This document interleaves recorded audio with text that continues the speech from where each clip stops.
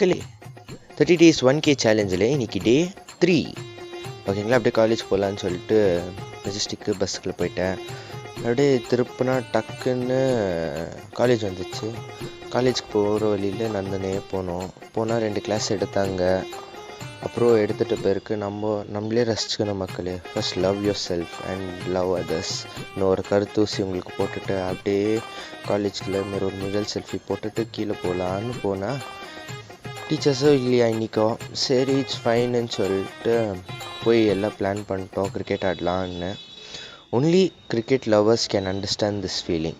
ஒரு பந்து ஆடுறான், ஆனால் 10 பந்துக்கு சண்டை போடுறாங்க. அதில் இது ஒரு சண்டை போடுறாங்க என்ன அடி சொல்லிட்டு நம்ம கார்த்தி ஆடினார். அப்புறம் எல்லா டீம்மேட்ஸ் எல்லாம் ஆடினாங்க. பார்த்தா பந்து கரெக்டாக பிடிச்சிட்டாங்க. அப்புறம் நம்ம ககன் சார் ஆடினார்.